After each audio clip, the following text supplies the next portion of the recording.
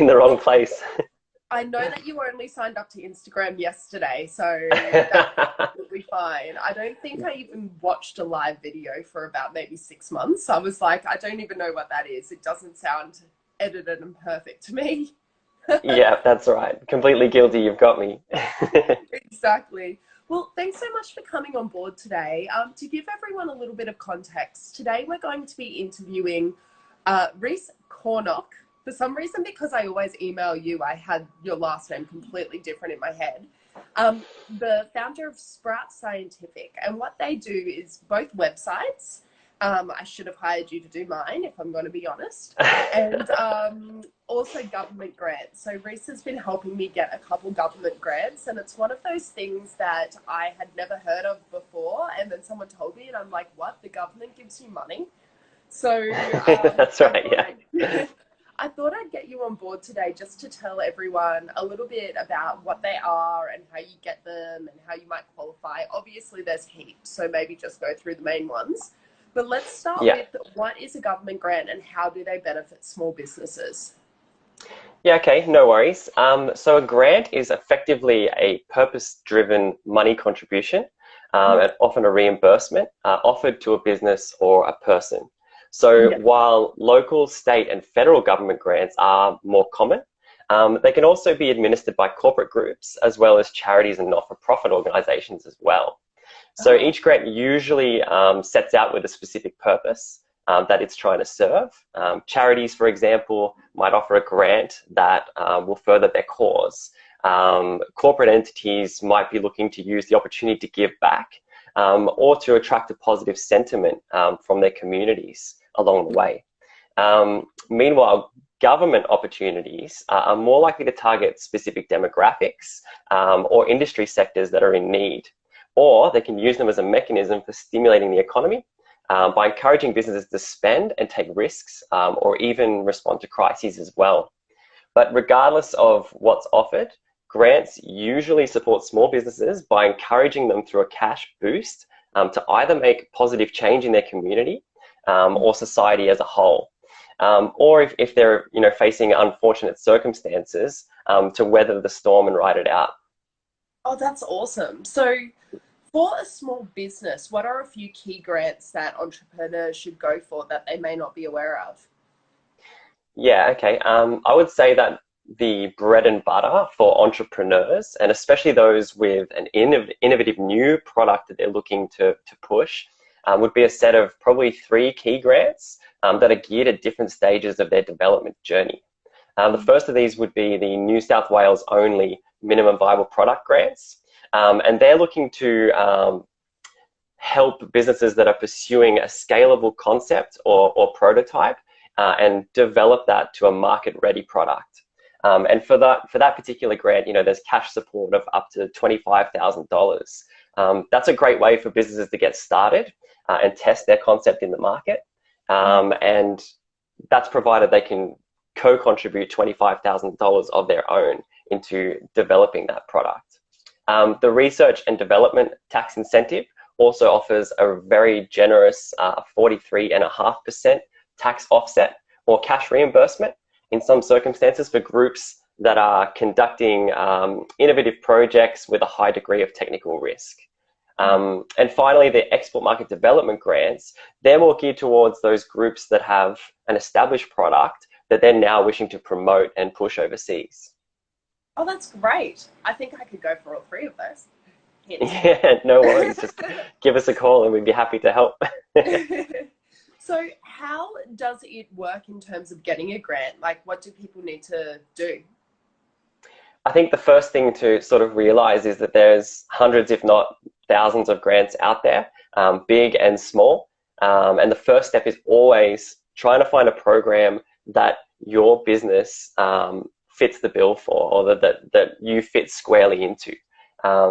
There's a government service called Grant Connect that I would absolutely highly recommend that any business owner visits, as it's effectively a rolling register from the government of all the opportunities that they're offering at any point in time. Once you have found a grant that you're interested in, the application process itself can vary wildly depending on the grant scheme that you're looking at. For a lot of competitive grants, the process is staged. You might be asked for an expression of interest where they actually confirm your eligibility first, before moving on to later stages where they'll assess your particular projects against merit criteria. Yeah. Others are tied to your corporate tax return, and then some other grants have their own system of administering, applicants so that they're processed in accordance with particular guidelines. Oh, that's great. Well, I know from experience that the documentation that goes with the ones that I've gone for are very, very dry. I'm very lucky to do it for me. 100%, yeah. It's not the best part of the job, I'll give you that. So, do you have any tips or things businesses should start doing now before approaching someone like you to try and get a grant? Yeah, so in my experience, businesses with a well thought out technology roadmap, as well as a thorough business plan, will have a much higher chance of success. And it's much easier for us to vouch for those teams that plan effectively than those where we have to rely on what we've heard in phone discussions and that kind of thing in the application. So having those kind of planning structures in place can be really helpful for our grant team in putting together the most competitive application that we can. The second point would be what you touched on earlier around collecting evidence. For example, if you're looking to claim the research and development tax incentives, you'll need evidence that the activities that you're saying you've carried out have actually happened. And that evidence has to come from the financial year that you're claiming. So document activities at the time so that you can answer the call if Oz Industry comes knocking at your door. I think a further thing to keep in mind is that some of the most well-subscribed programs, such as the export grants and R&D grants, are actually covered in tax legislation rather than just current policy. What this means is that an understanding of those programs will mean knowing the law of their application. At this point, when you're going for these kinds of grants, it's highly recommended that you do get in touch with someone that has been through the process before and knows the ins and outs of what's allowed and what's not.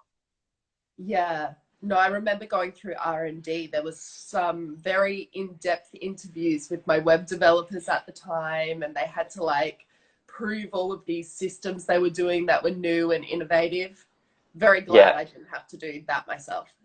Absolutely. I would say for the R&D tax incentive, there's so much legislation around it that you can ask very directed questions and move the process a lot quicker if you know what you're doing than if you're approaching it fresh. So I think that it would be a scenario where support is probably recommended.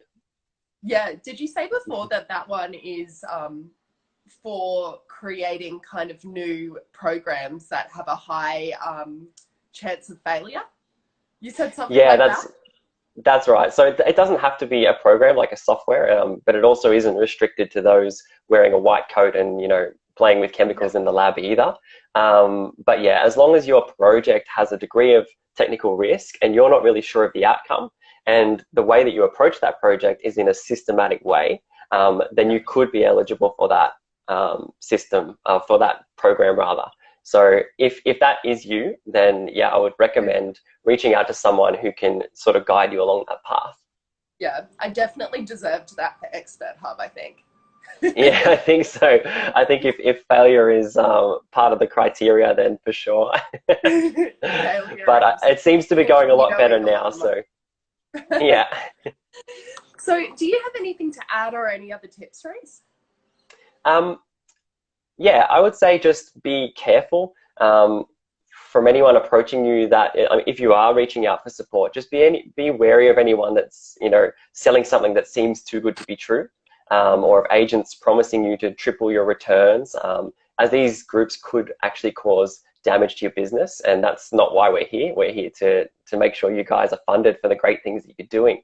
It's not their job to sell you the grant. It's their job to reflect your business accurately and competitively to show the assessors that your business fits the mold that they're after.